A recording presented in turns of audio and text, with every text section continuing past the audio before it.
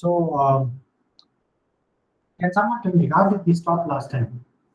What was the topic of discussion? Where did we stop last time?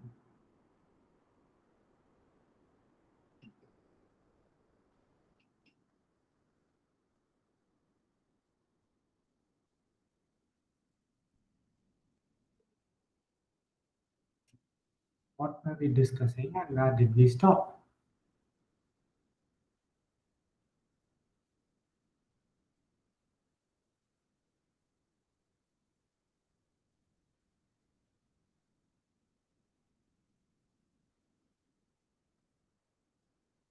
Okay, so this is going to be monologue. Fine. So we were discussing about the chi-square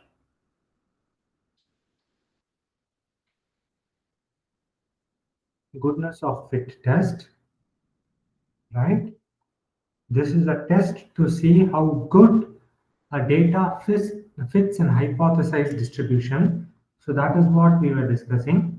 We saw the different pieces of the hypothesis test, namely the table, which is called as the frequency table, consisting of 3 columns, which are going to be the bins, the observed frequency, and the expected frequency. This frequency table you are going to have. From this frequency table, you are going to compute a chi-squared statistic, which is summation I is equal to 1 to k OI minus EI the whole squared by EI, where k equal to number of bins. That is going to be your chi-squared test statistic that you compute. Using this test statistic, you are going to do a test. We are going to do a test where the null hypothesis is that the data follows the proposed distribution, and the alternative is that the data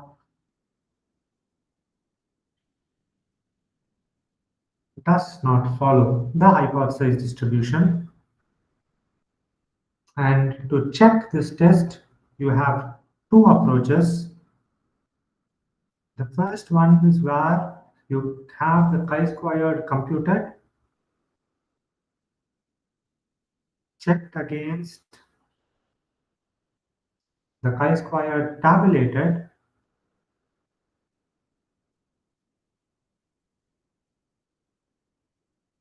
which is obtained for an alpha and degree of freedom. And this is either 3a, you can do this, or you can do something known as the p-value.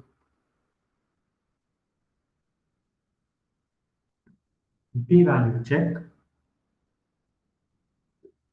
So in both cases, here, if the chi-squared computed is greater than chi-squared tabulated, if the p-value is less than the significance level,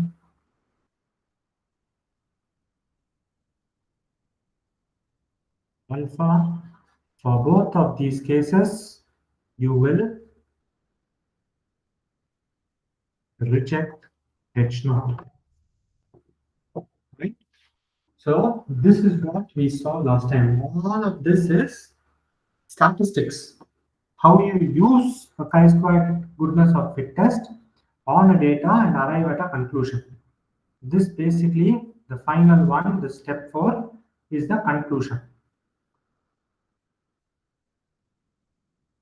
If these criteria are met, this would be the conclusion. If the criteria is not met, then it will be a different conclusion. You will not reject the null hypothesis.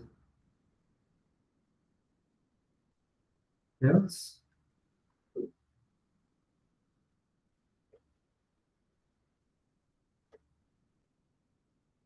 do not reject H0.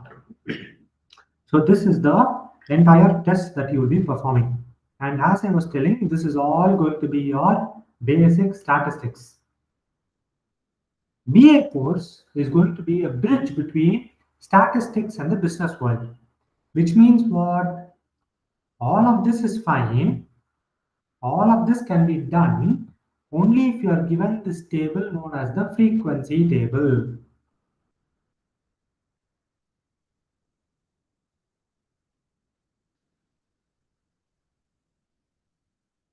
This frequency table, once you have it ready, statistics will take over and it will perform the hypothesis test for you, which is the goodness of fit test. Our goal is to create this frequency table for a given data. That is where BA will additionally provide the required knowledge. So what happens is, in the business world, let's take a business case. Let's say you are told the number of defects produced in a day at a factory. This is the random variable of interest.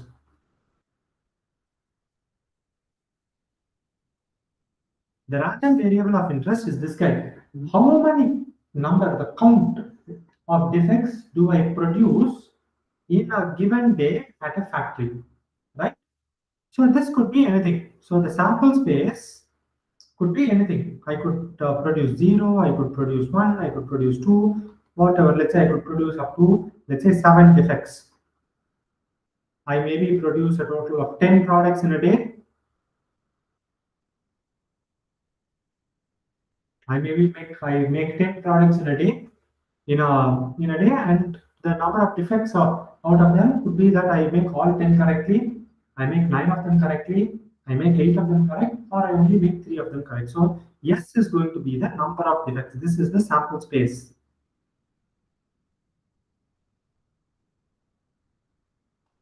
Okay.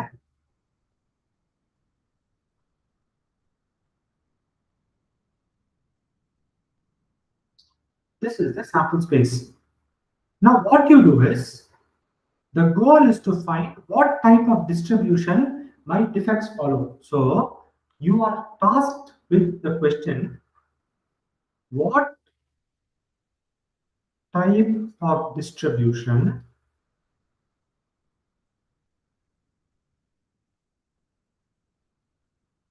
does the random variable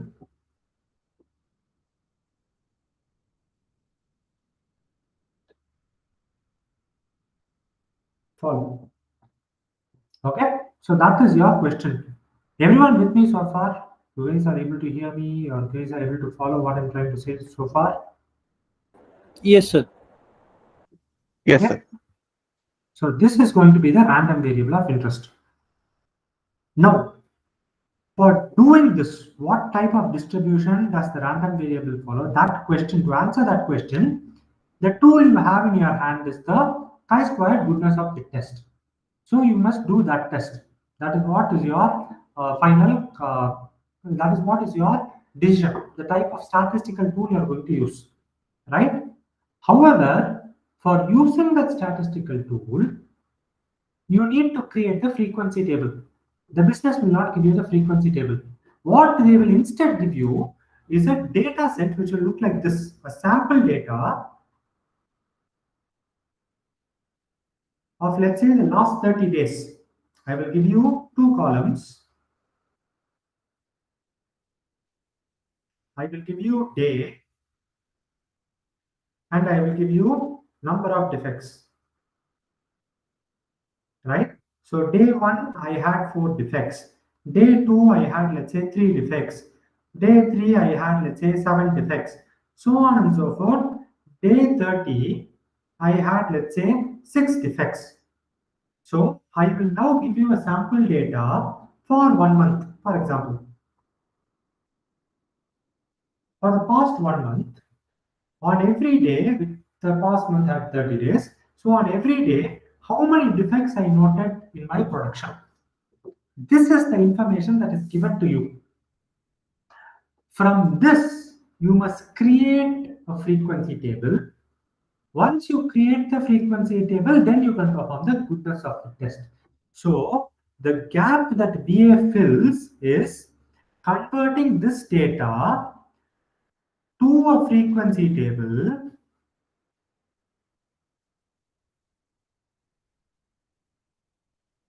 if this step is done by the BA course. Once the frequency table is got, to reach a conclusion,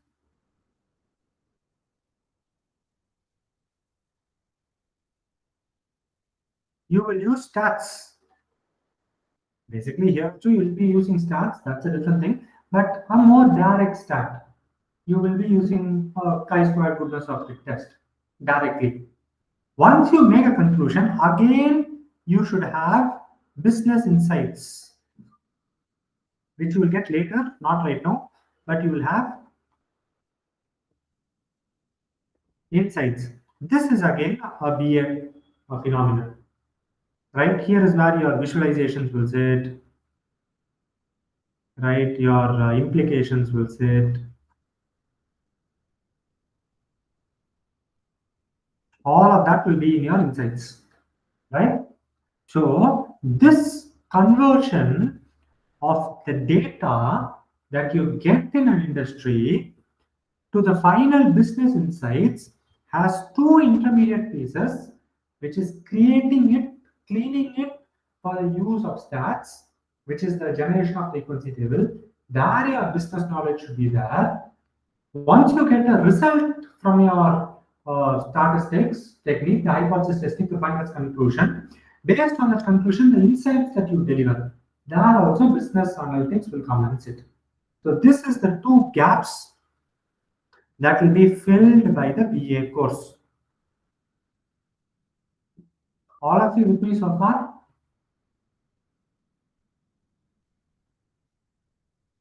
So the Yes, sir. overall is BA course, right? I mean, from frequency table to conclusion to insight. The insights we have covered on a very, very macro level, not very much in depth. What we have done is we have covered the frequency table, we have covered the conclusion. Insights only the visualizations we have done. Okay. Majority. Yeah.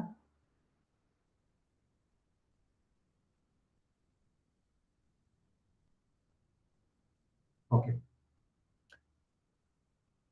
So in future, what you will see, since the question came, in future, what you will see is this approach would change. Instead of using statistics, we will also talk about what, right? We will also be doing some optimization towards the penultimate section of this course. Maybe in once in week 6, I believe. Week 4, week 5 once in week 4, week 5. Then again in weeks 8, 9, 10, 11, 12, you will have OR techniques come into picture. Operations research techniques come into picture. Optimization, conjoint analysis, data analysis. So that transition between statistics and different other techniques, the possible techniques that you can do to get a result is also discussed in this course. Some new techniques you will discuss. But the main focus is on taking that business problem, identifying the tool that you want to use, helping you implement that tool, get the result, and if possible, present the result in some fashion. Right? So that is the entirety of the course. All of you with me so far? Yes, sir. Super. So now, currently, since we are talking about the chi-square goodness of fit test, we must talk about this piece, right? You are given 30 days worth of data. How do you convert that 30 days worth of data? How do you convert the 30 days worth of data into a frequency table? So the fundamental question for this is, what is a frequency table? I just told it today. So what is a frequency table?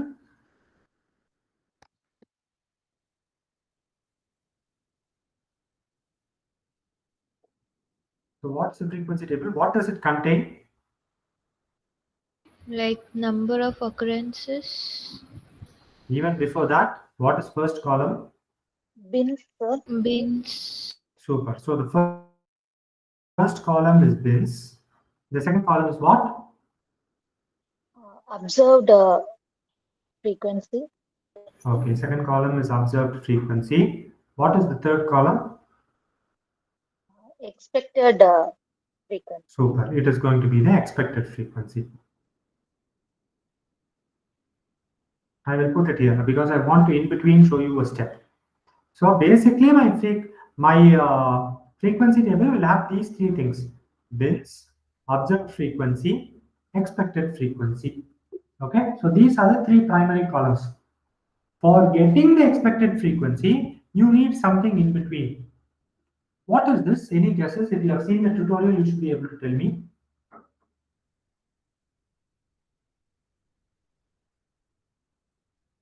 What is here which is required for getting the expected frequency? Actual. Actual. That is actual is observed frequency.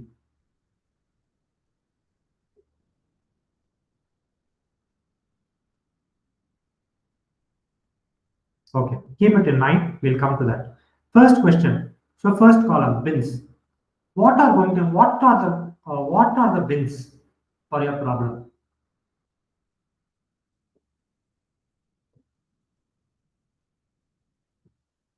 What are the bins for this problem? For this defect problem, what are the bins? 0 to 7. Why 0 to 7? That's the sample space, right? Okay, super. So the sample space is 0 to 7. I told you that it is 0 to 7. If it is not told to you, let's say I didn't give that statement. I only said random variable number of defects produced in a day at a factory. And the maximum number of products I produce in a day is, or I produce 10 products in a day. That is all I tell you. Then what is the sample size? How do you get it? Or even I don't even tell you 10 products I produce. I just tell you random variables number of defects produced in a day at a factory. So we are going for number of defects, correct?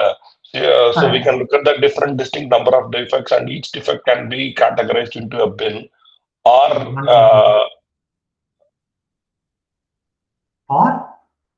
we can, or what we can do is to say, let's say we can categorize 0 to 5 defects in one bin, 5 to 10 depends. We can.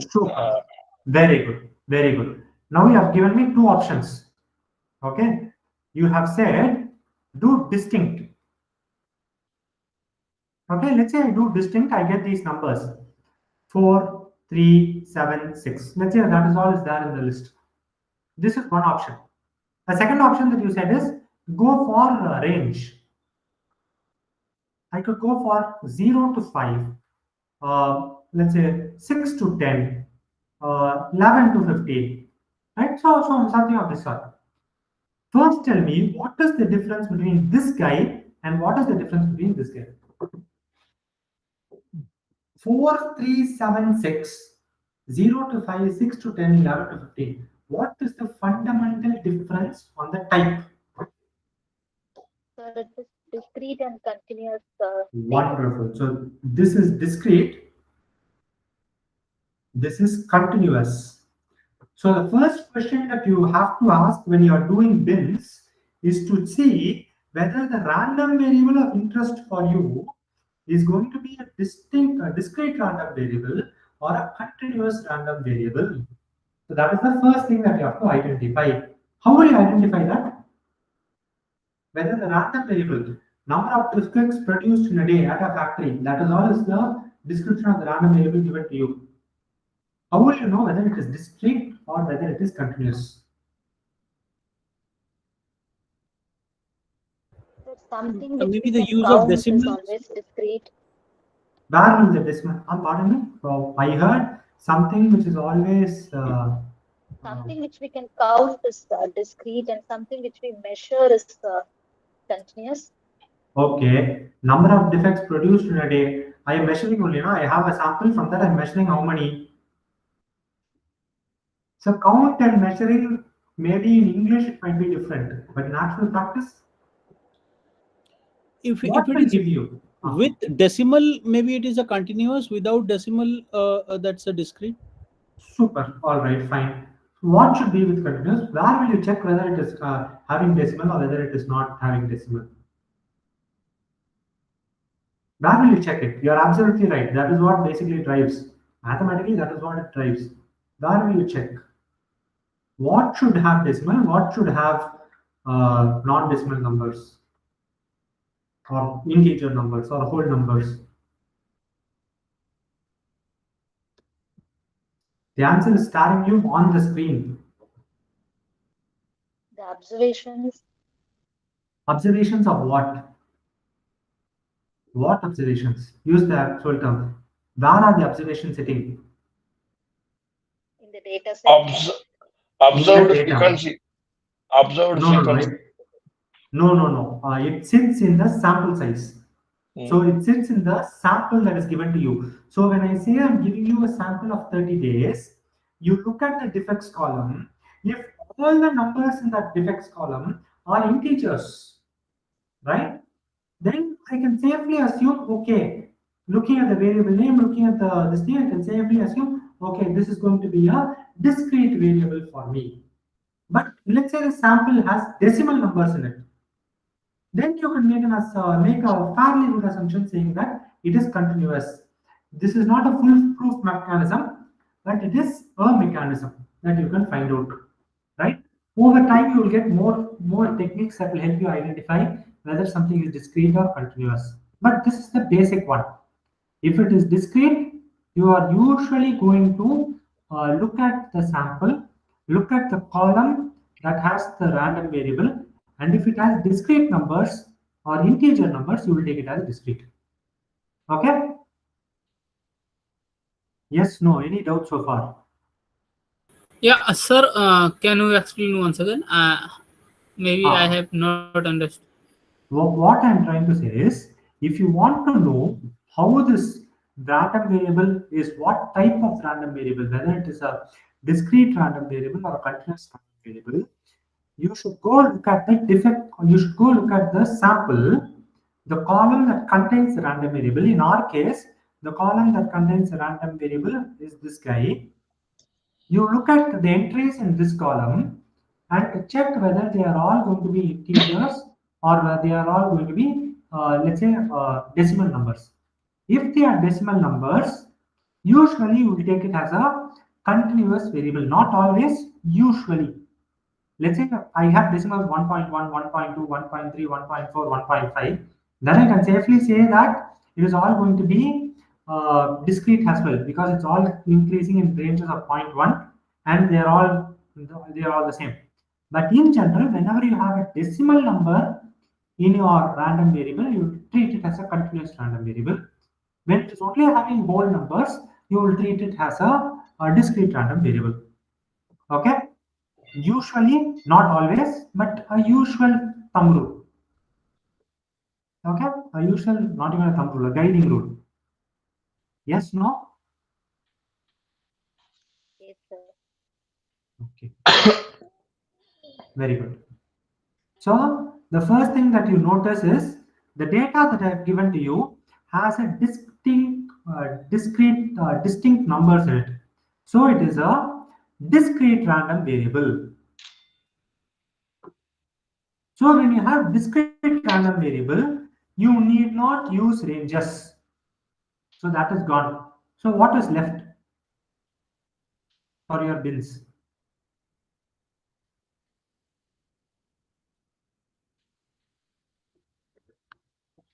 So, now coming back to the question, what should be your bins? Group, maybe. Grouping. Grouping. I told you, na, range is basically grouping, not grouping. So, what should be your bins? What should be your bin values? The categorical variables. Can you give me what you mean by categorical variables? 4, 3, 7, and 6. 4, 3, 6, and 7. So they are going to be these counts, right? So 3, 4, 6, and 7 are going to be your bins. 3, 4, 6, and 7. Right? So when you are not given the sample space, the sample data will tell you what your bins should be. 3, 4, 6, and 7. Okay? All of you with me so far? Yes, sir. Very good. So these are two your bins. From your sample, you have got them. So now tell me what is going to be your filled up column 1. Column 1 is done. 3, 4, 6, 7. Go to column 2. We'll come back to column 1 later, but go to column 2. So what is going to be the observed frequency? Sir, how many times The we name got says 3 defects? exactly. So I will go back to my sample data, and I will, in the sample data, I will count how many times a particular bin has happened. So if my bin is 3, right, only 3 as a number, I will go back to my sample data and I will count, given the 30 instances, how many times 3 has happened, right? Let's say 3 has happened 10 times. Then the observed frequency will be 10 or 3. Let's say 4 has happened 5 times. The observed frequency will be 5. Let's say 6 has happened another 10 times. The observed frequency will be 10. Then 7 should have happened how many times?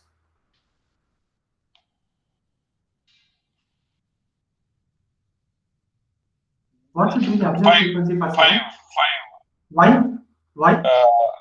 Total is 30. We have got 25. The rest has to be 7. That is 30. Wonderful. So the sum of all these numbers should be equal to 30, which will be equal to your sample size. So if given a sample of 30, which is split as 3 is 10 times, 4 is 5 times, 6 is 10 times, 7 is 5 times. Hence the name frequency table. It is telling you the number of times, the frequency of items happening in the sample for a given range or given bin, right? So it's the name frequency table. So observed frequency is got from the sample. Wonderful. How is expected frequency got? For the expected will be 7.5 each. Pardon me? Be 7.5 each. Why 3.75? 7.5. Why 7.5? 30 divided by 4. 30 divided by 4 is for which case? When you say 30 divided by 4, 7.5 each, what are you assuming? Uniform distribution? Exactly. So Uniform distribution. if it's a uniform distribution, it is going to be 30 by 4, which is 7.5. What if it's not a uniform distribution? Then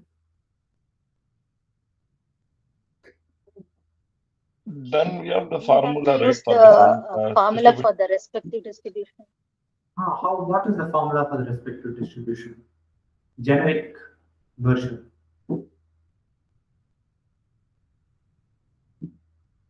Look, observed frequency is actually got from the data.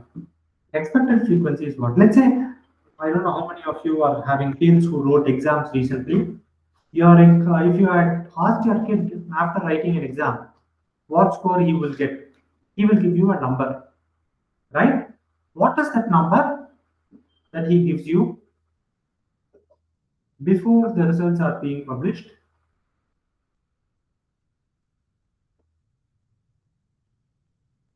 Expected score. It is an expected score. Wonderful. So he is giving you an expected score. That expected score depends on what?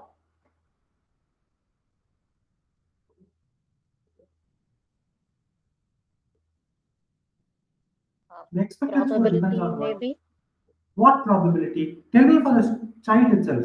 Let's say you have a child, he has written an exam, he is giving you an expected score. What drives his expectation? What probability drives his expectation? Probability of how many answers may be correct. Probability of how many answers may be correct.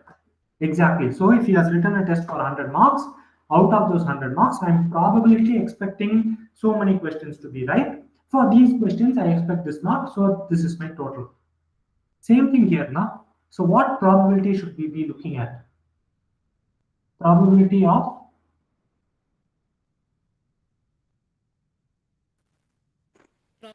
getting 3. probability of, can you repeat? You broke off.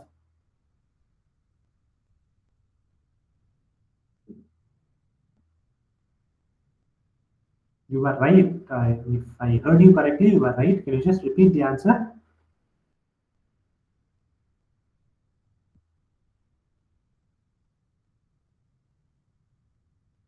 Probability of what?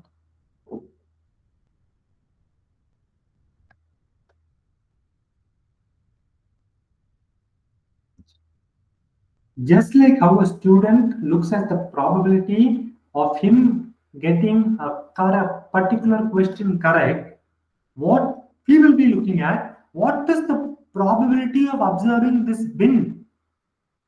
Probability of observing 3 in the data size. Data. That is going to be here. The probability. When it is a discrete distribution, this is a PMF. When it is a continuous distribution, it is the PDF. Right? So let's say we want PMF for 3.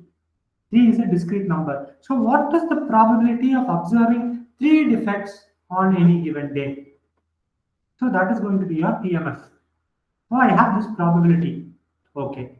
I now have 30 days of sample. So how much do I expect? The expected is nothing but the PMF into sample size n.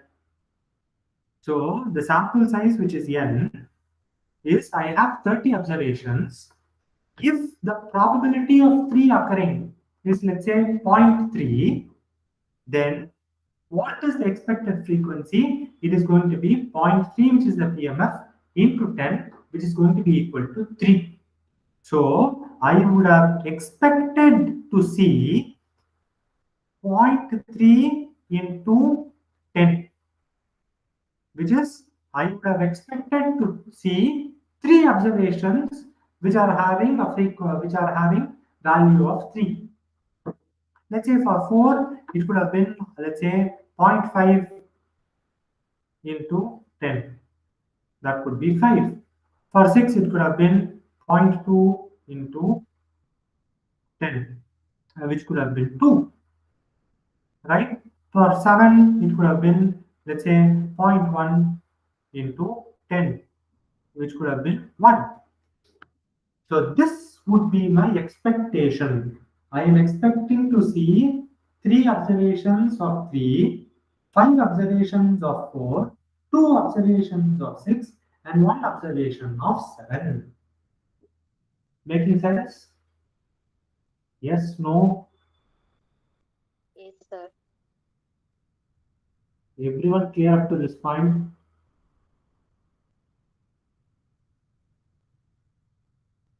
Okay. So now comes the question. There are 2 questions here. I'll come to the second one later because that is what everyone is waiting for. Let's take the first guy. How do you calculate the PMF? Let's say this is this distribution itself. What distribution do you expect to have discrete numbers?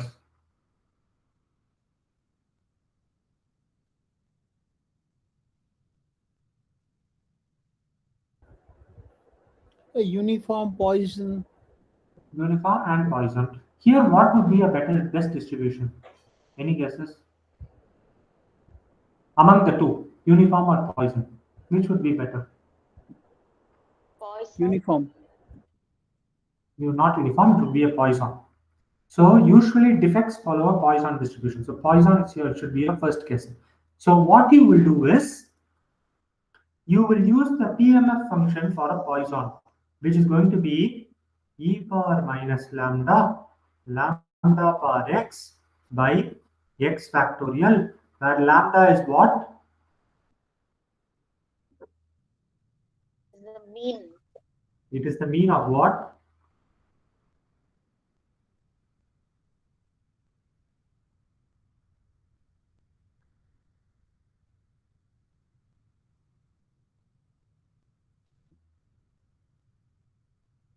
This is going to be the mean of the Poisson distribution. Or is the Poisson distribution given to you? Am I claiming that the defects follows a Poisson distribution with a mean of, let's say, 4? Have I given you that information? Your claim is that it's a Poisson distribution, but you don't know which type of Poisson distribution. Is it mean 1, 2, 3, 4, 5, 7? That you do not know. So when you do not know the mean, what will you substitute it with?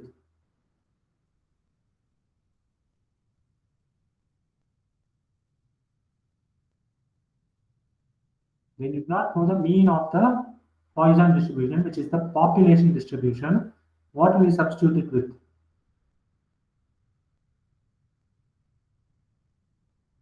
Sample mean. You will substitute it with the sample mean. Super. So this mean of the Poisson distribution, since it's unknown, you will substitute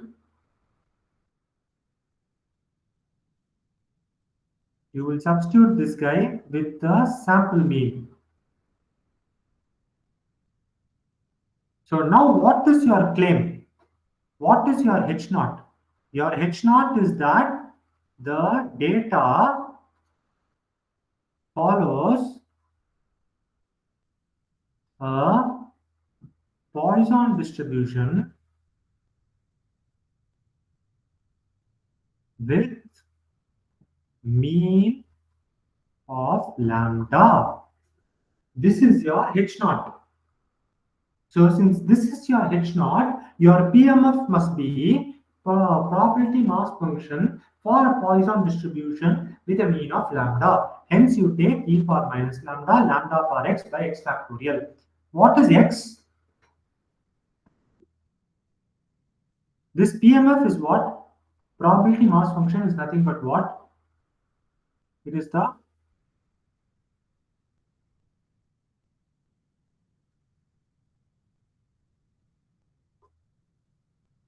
probability of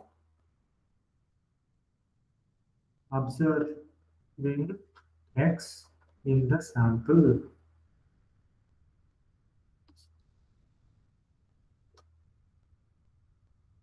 Probability of observing x in the sample.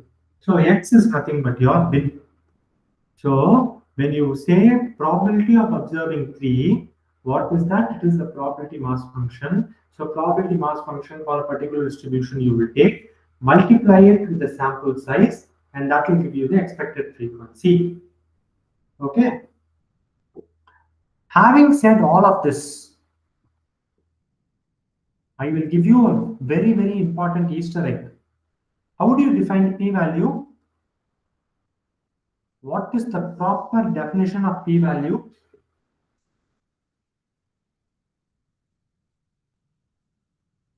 Probability of observing the sample, given that the null hypothesis is true.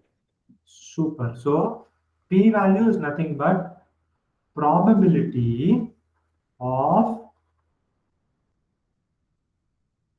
observing the sample given H0 is true. This is the definition of a p-value. Why? Because look at it. How are you calculating the expected frequency? You are calculating the expected frequency using the PMF for the original hypothesized distribution. You are telling that this data indeed comes from a Poisson. So if it indeed comes from the Poisson, H0 is true. So if it is true, it should have this PMF. If it is having this PMF, this should be the expected frequency. And hence you compute the expected frequency. Then you compute the chi-squared. What is the chi-squared? It is the deviation from the, it is the squared deviation, percentage squared deviation from the expected. So when the deviation becomes very big, the observation cannot be wrong because they are actual data. They are staring you in the face. So the only thing that can be wrong is your PMF that you had gone in for the computation. And hence, you make a conclusion that reject H0. It cannot be true. So reject H0. Since the probability of observing a sample is so low, if this is the PMF that you are using, you will reject H0. How low is low? The alpha level is your low. Fine. All of you clear? This is a very important case, right? You will not get it in any textbooks anywhere in the world. Only if you understand the concept, you will get it. And this is true for all hypothesis tests that you do. Because the definition of p-value is probability of observing the sample given the null is true.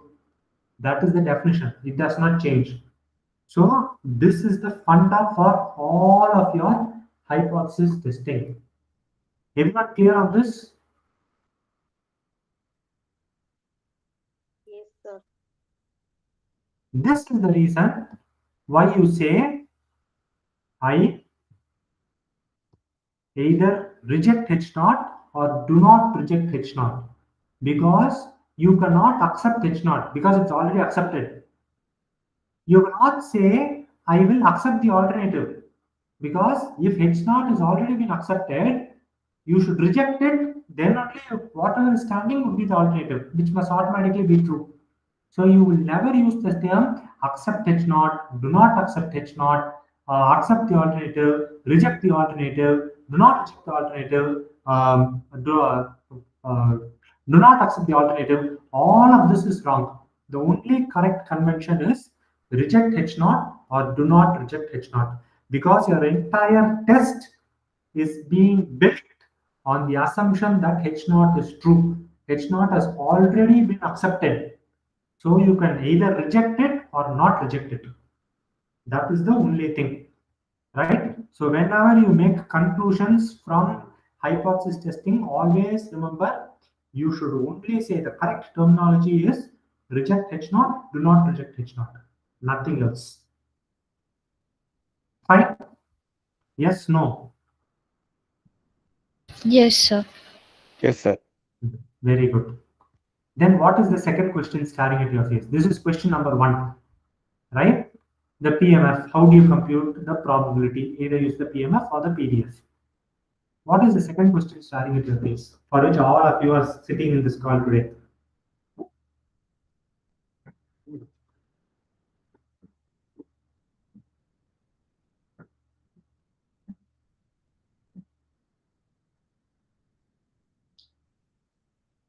Why are you here in this call today? Please don't tell me that you want to learn, you want to become better. All the slides and all I will also give. But what is the fundamental reason? If you have seen the tutorial videos, you are here for a very specific question.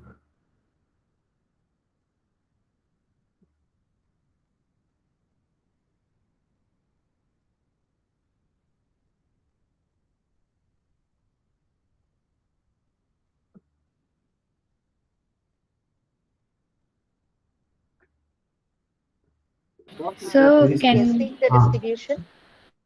Pardon me? Guessing the distribution, that is what I told you, no? You build a frequency table. I've told you how to build the frequency table. After that, you compute the chi-squared and then guess the distribution.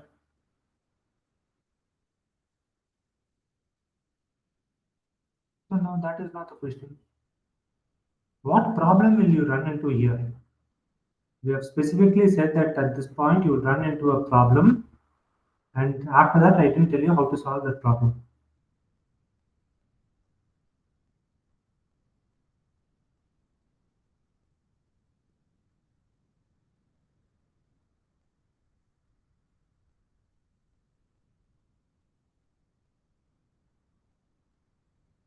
What was that problem that you will run into?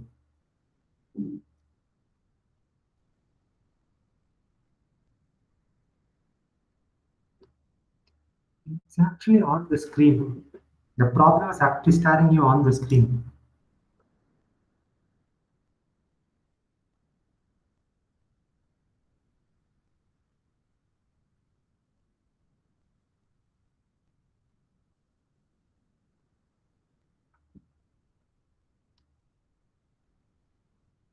Sorry, I made a mistake here.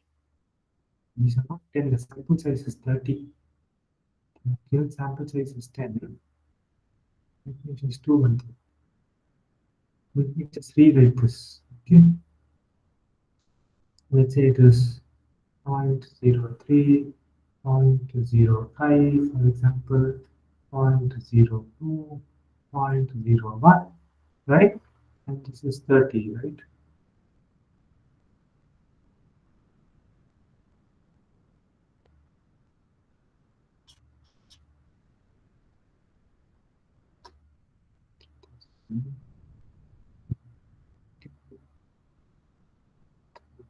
Six. Right? Okay. The observed frequency will always be integers. The expected frequency can be decimals, not a problem. Okay, so that is one clarity, which is also good that came. Because it's an expected number, it's a mathematical number. So it can be in decimals. The observed frequency can never be in decimal. If you get a decimal number in the observed frequency, you are making a mistake because it is purely count. So it will always be an integer number. Okay, so that is one thing. Apart from this, something else is staring in your face. What is it?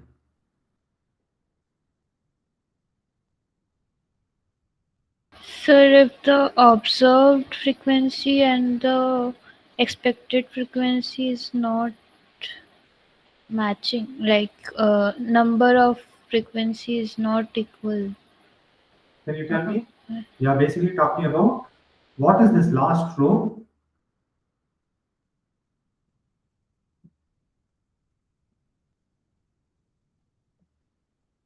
If it is not one. Oh. This is not 1. This is 0.9 plus 1.5 Yes. is 2.4, 3, 3.3. So this is 3.3, this is 30. It is greater. Can it be like this? It must be? No. It must be exactly equal to. If you don't have equal to, what errors will you get? That we showed you in the tutorial videos. Yeah, it showed value error. You will get a value error, right? So what did I tell you that when you get for that value error, I didn't discuss it. What did I tell you in the video to do? The last value was adjusted so that the total is the same. Okay. That you found out from the comparing the two frequency tables before after, and you did it. But what did I say before showing you the final frequency corrected frequency table?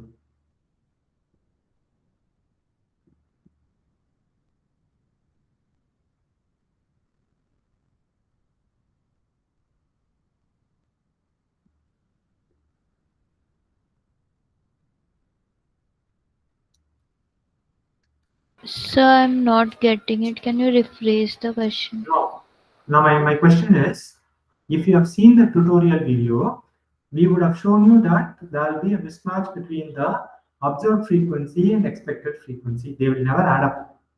The observed frequency will be one number. The expected frequency will be a number which is either plus or minus that guy. Usually minus that guy. If you are getting 30, expected frequency would be like 29, 28, something of that sort. Right? It will be off by 2. So my question is, what did I say is the fix that you should do, or is the solution to this problem in the tutorial videos?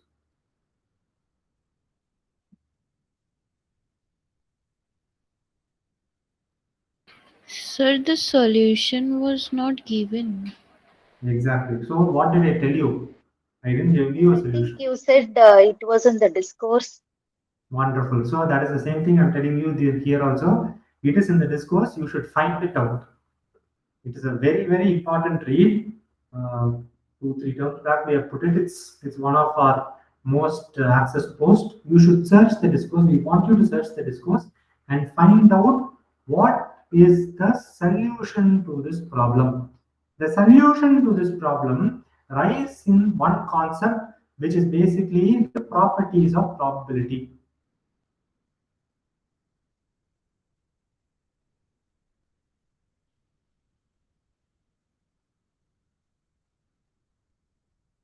The properties of probability. Okay.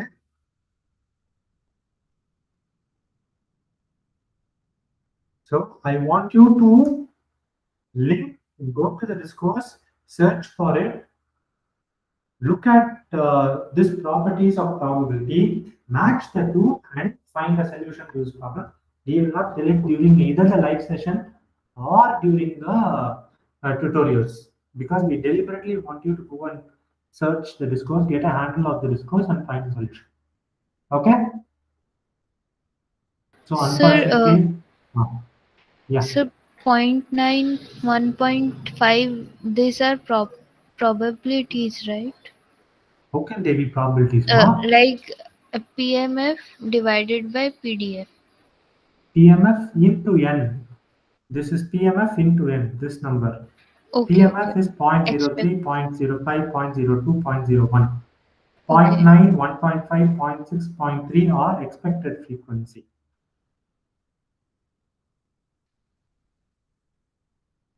These are all expected frequencies. Okay. So if you do all of this, you have got the frequency table. Once you've got the frequency table, you have to do the check whether the total of the observed frequency and the total of the expected frequency are an exact match. If you have got an exact match, then you are ready. This step is done. The green box is done. You can directly move on to your stats, conclusion, and then your insights. But until you finish that green box, you cannot move forward, because everything is a series. So only after you complete the previous step, you can move to the next step. Yes, no? All of you clear? So where can we find that solution? Because in the tutorial they said that you can find it in the discourse, or we will discuss it also in the live session. That was me only in the live in that Yes. video. Yes. Or I said I will discuss in the live session, because for the first term they don't have the solution on the discourse. So we have said we will discuss it in the live session. We have done it for the first term. After that, we are expecting you to search. The video cannot be edited every single time, so we have left the video as it is. I have told you what problem to expect. In fact, I have also given you a solution. How to implement the solution is up to you. It sits in the concept of properties of probability. See, I have been true to my word. I have given you the solution. It depends on properties of probability. If you want the exact property you are looking for, discourse. Sir, I have a doubt. Yes, ma'am. Here we are talking about discrete data. So even if we are talking about a continuous data, the sum of the frequencies of the observed and the expected should be equal. Yes, for whatever case, in the frequency table, for whatever type of random variable, the observed frequency total and the expected frequency total must be an exact match. Okay.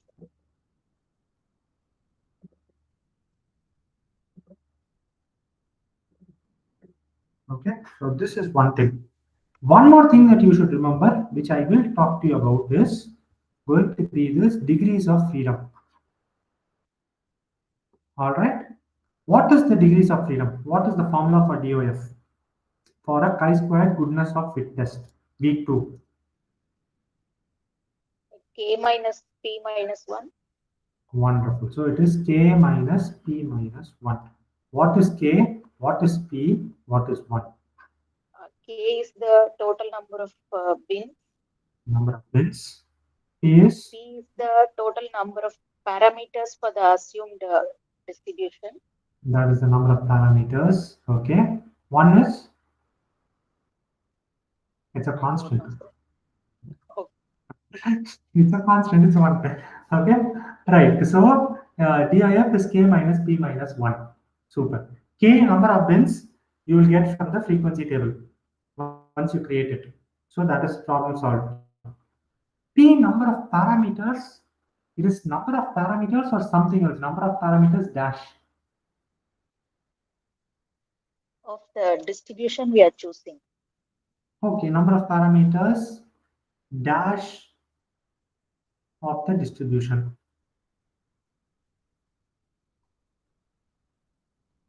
In H0, I'll make it even more clear. In the null hypothesis. So number of parameters, again the dash is still to be filled up. What is that dash? What is the very key term?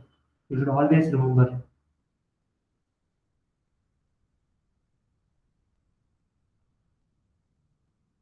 It's actually a sentence. 4 words. Number of parameters dash dash dash dash. This Unknown is the parameters.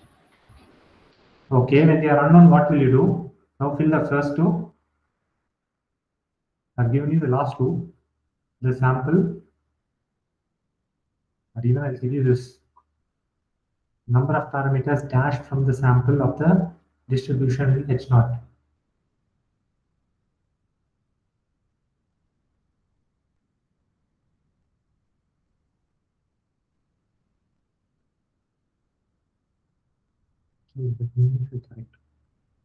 What is that one dash? The very key dash. When it's unknown, what do you do? In this case, the parameter of interest was lambda. It is unknown. It is the mean of the Poisson distribution in the H0. So the mean is unknown. So what did you do?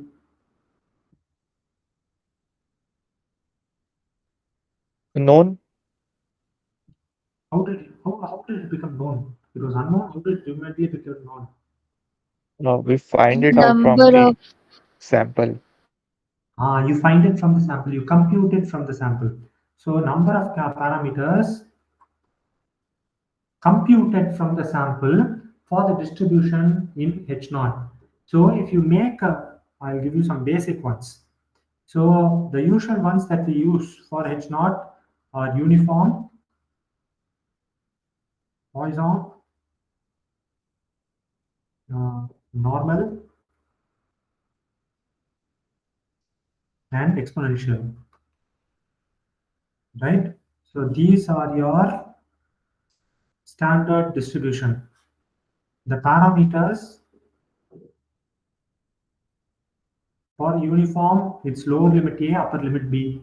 For Poisson, it is lambda. For normal, it's mu and sigma.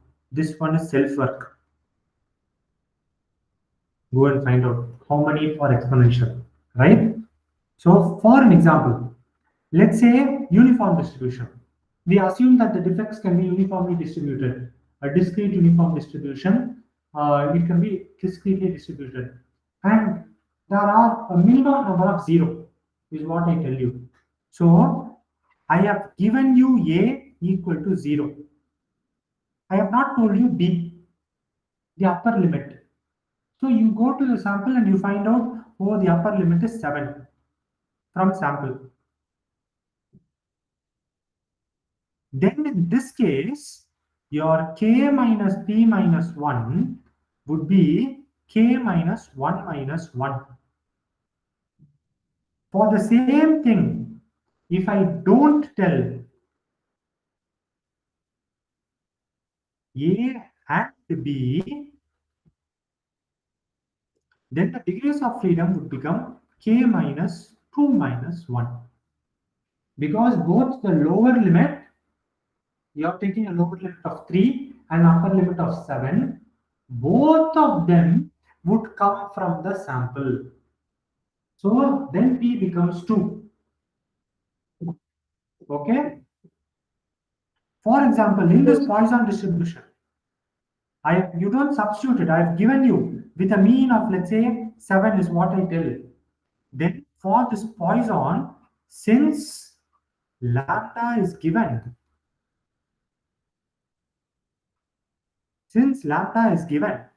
it becomes K minus 0 minus 1. Right? So any parameter that you compute from the sample, so many degrees of freedom you will use in your test. If you don't compute, it is specified And using that specification, you compute the PMF, then those degrees of freedom you don't lose. So the P becomes lesser. Making sense? Yes, no? Sir, can you repeat? What I'm trying to say is, P is the number of parameters computed from the sample for the distribution H0. So let's say H0 says the data follows a uniform distribution with lower limit as 0 and upper limit as 10. Let's say this is what I give you. The data follows a uniform distribution with a lower limit of 0 and upper limit of 10. What have I given? I have given both A is equal to 0, B is equal to 10. Both of them I have given, the lower limit and the upper limit. So once I have given you the lower limit and upper limit, the degrees of freedom becomes k minus p minus 1. I don't have to compute any parameter from the sample. So this becomes k minus 0 minus 1. The same Yes. thing. All right. So the same, I'm making the same statement. The only difference is I don't give you the upper limit. I only specify the lower limit, or I only specify the upper limit and don't give you the lower limit. In either case, if I give only A or I give only B, right? In either of these cases, what happens? Here B is unknown. Here A is unknown.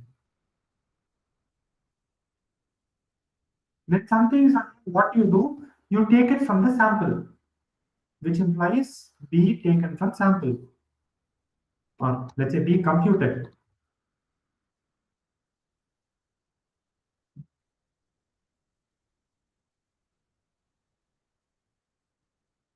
In this case, A is computed from sample. So for both these cases, what will happen? The DOF will be equal to K minus 1 minus 1. Because one parameter, either A or B, is being computed from the sample. Of the two parameters, one is given, one is unknown. So since one is unknown, you compute that from the sample, it becomes K minus 1 minus 1. A third scenario, let's say I only make an observation that it follows a uniform distribution. So for the third scenario, both A and B are unknown, which means what? K into Both 2. Both A and B will be what? Computed from the sample. Exactly, will be computed from the sample.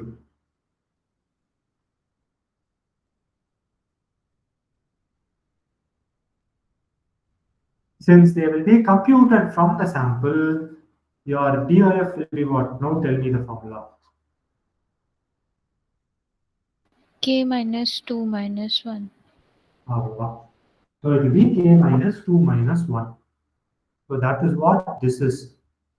So P is the number of parameters computed from the sample for the distribution in H0. So since the distribution in H0 in our case was a Poisson, and the mean of the Poisson distribution, which is what is required, was not given, our degrees of freedom in this case was K minus 1 minus 1. If my H naught says the data follows a normal distribution, then what would have happened is I would have needed the mean and the sigma, or sigma squared, mean and the sigma squared, or mean and sigma both mean the same. So mean and the sigma. Then in that case, I would be calculating the mean of the sample, the standard deviation of the sample. Since two parameters are computed, it would have become k minus 2 minus 1. Okay? Yes. All of you clear? So this is how you will, these are all the problems you will run into in the business world when you take a simple hypothesis testing of distribution fitting and try to do it. You would have to create the frequency table. The frequencies will not match. So you will have to use your statistics knowledge to match that, or probability theory knowledge to match that. Once it is matched, you will have to do the test. When doing the test, in the code, you should use something known as the DDOF. Please read the note in the video. DDOF would be the delta degrees of freedom. This would be equal to the P that you do. So in the DDOF, you specify P. The test will automatically compute the DOF as K minus DDOF minus 1. And DDOF defaults to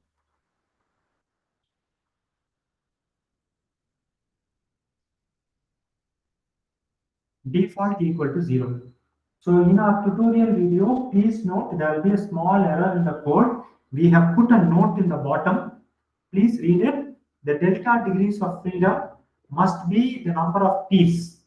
So if you are watching the uniform distribution video, it will be 2. If you are viewing the Poisson distribution video, the DDOF should be 1. Okay. So that in the tutorial video, we have not mentioned the DDOF parameter, but we have given it as a note. It was missed. So we have given it as a note. So please make sure of that and go through the video once. Okay.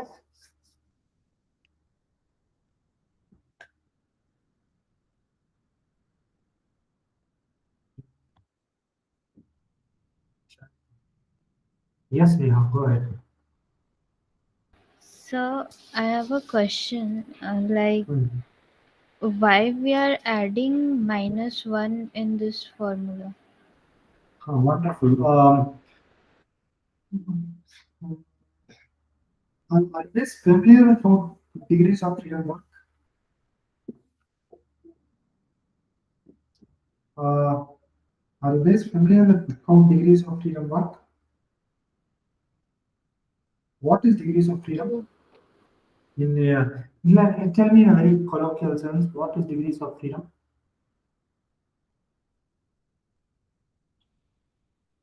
We are taking number of beans and... No, that is the formula. Number of bins minus DOF minus 1 is the formula. But if I ask you a physical interpretation, if I ask you what is p-value, you are defining it as probability of observing the sample given null hypothesis is true. Now, similarly, if I tell you if I ask the question, describe degrees of freedom to me, what would you say?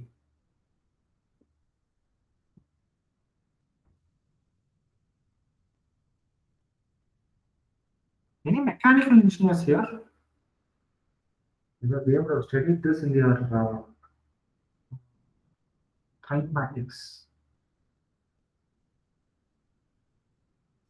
The number of independent values. What do you mean by independent values?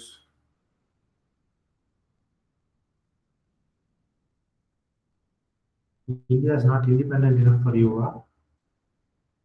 Number of independent values. I'm just putting a link back.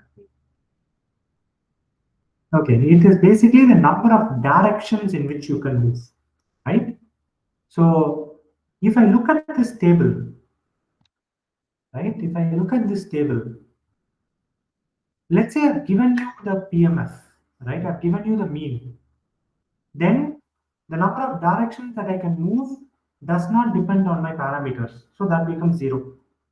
I can move more number of directions.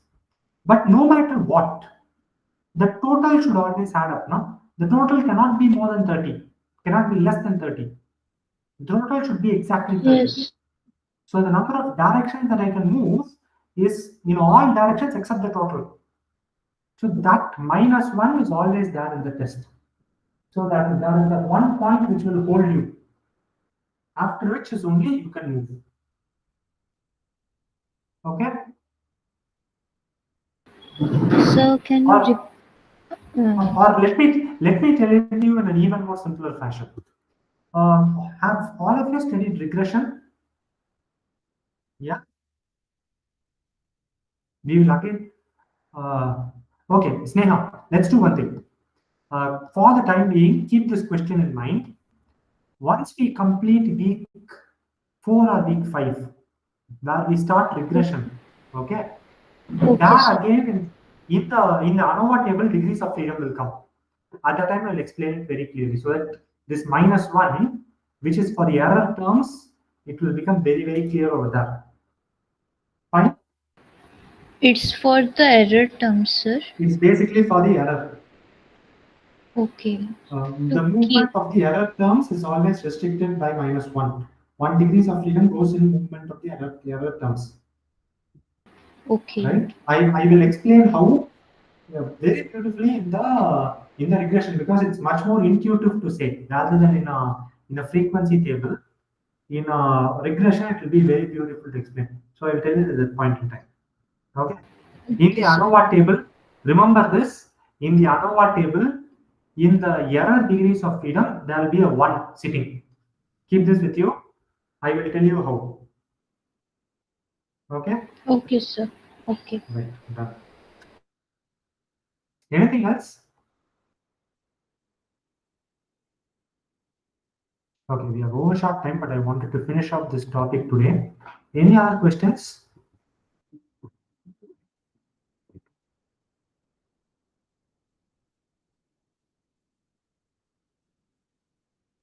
Okay, so if there are no other questions, we have 7 people on the call. If 4 of you log off, I will also close the meeting.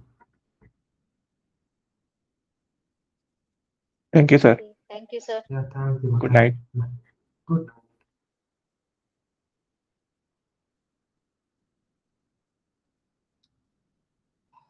Okay. So good night, everyone. See you. Yeah, after Paradox.